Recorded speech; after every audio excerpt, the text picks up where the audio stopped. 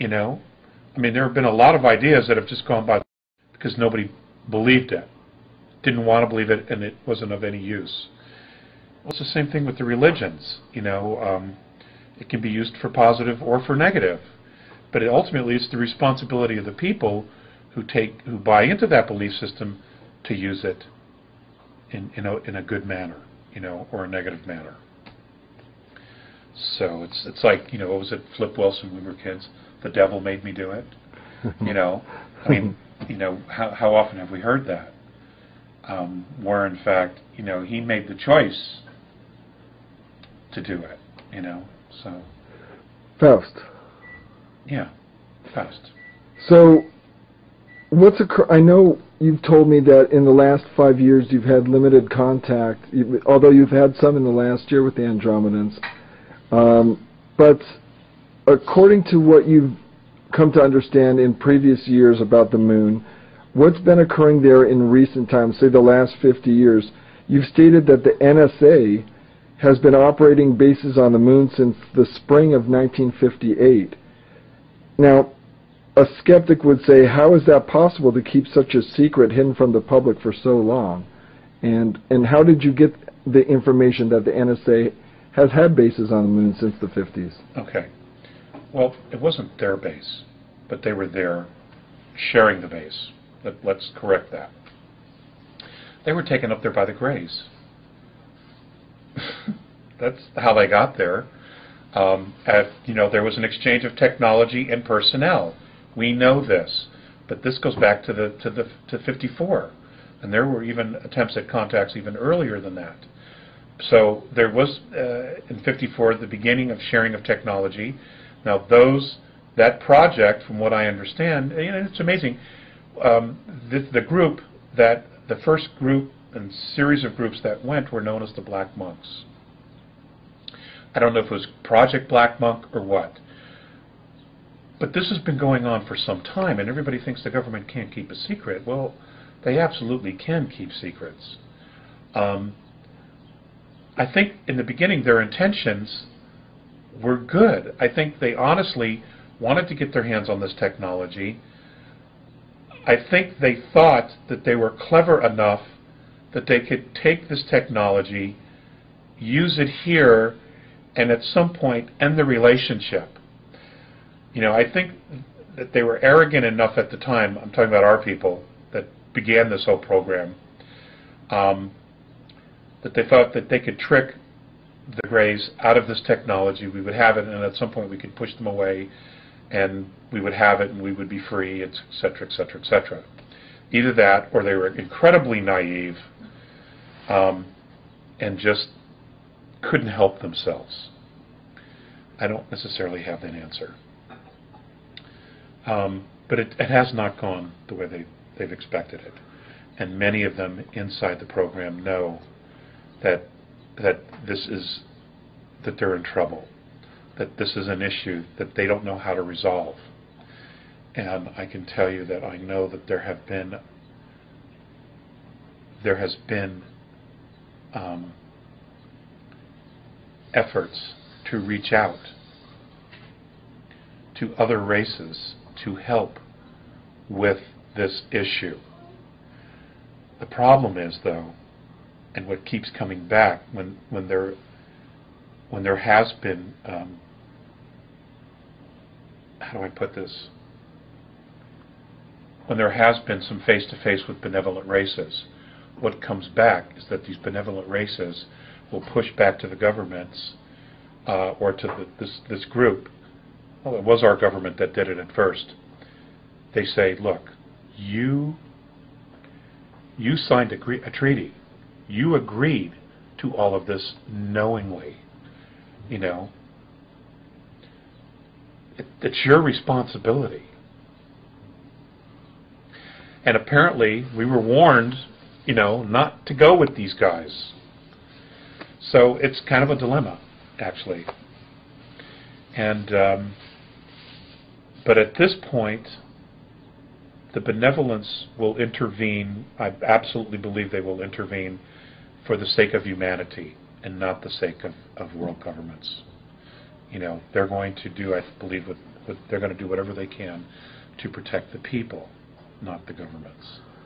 Was the 1969 moon landing a fake, or was it real? I don't believe it was a fake at all, no. Why haven't we gone back since 1972 or 73 to the moon? Well, I don't think it was because of lack of interest. I think it had to do with the fact that we were told not to go back. Who told us that?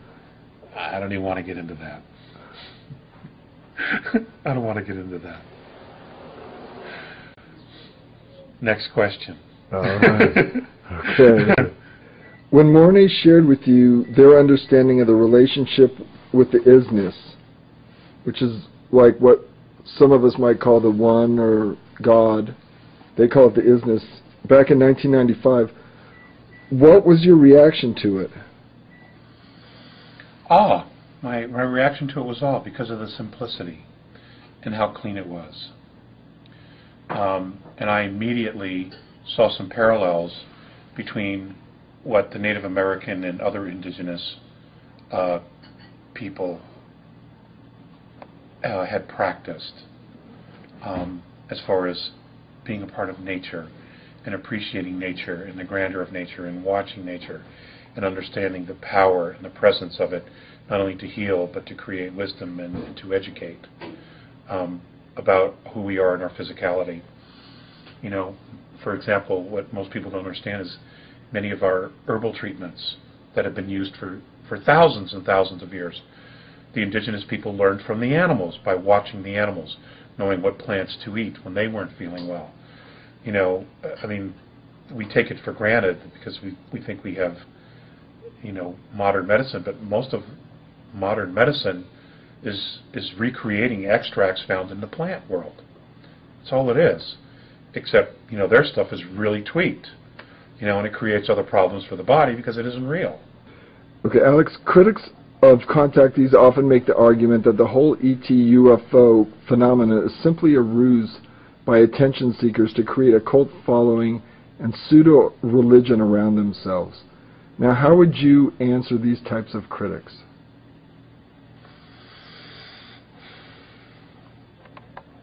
Well, you know, it's interesting. The contactees that I've met, none of them really want the attention.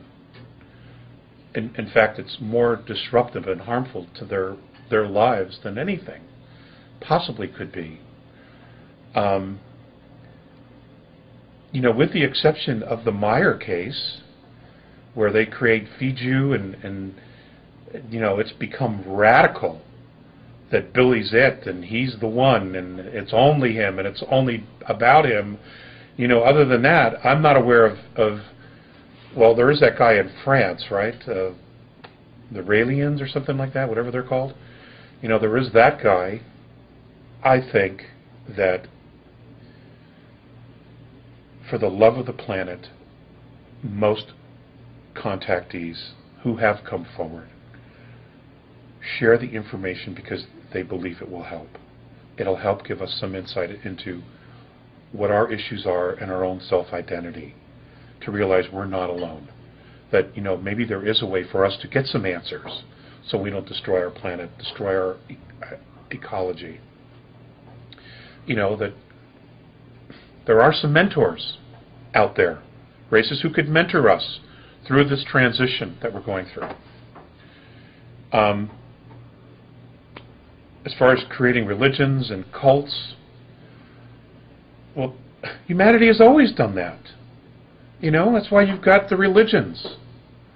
I mean, you know, the Romans knew what they were doing when they were creating the religions of the East and the West, you know, and creating Christianity. They knew what they were doing. I just, you know, the critics could find anything to bitch about anything. You know, they can, you know, they sit behind their computers and they say they can, you know, say whatever they want to say. But what would they do in the same position if they were being contacted? Would they shit their pants, or would they stand up and what would they do with the information? I'm sorry, you need to go away. I don't want any of this information because I'm afraid I'll create a cult. I mean, what is that? You know, what would they do? What would they do in this situation? It's so easy to criticize somebody else when you're not the one on the firing line. It's always easy to be the armchair quarterback. When you're in your living room, you're not on the floor or on the field having to make the call. It's always easy to second guess. And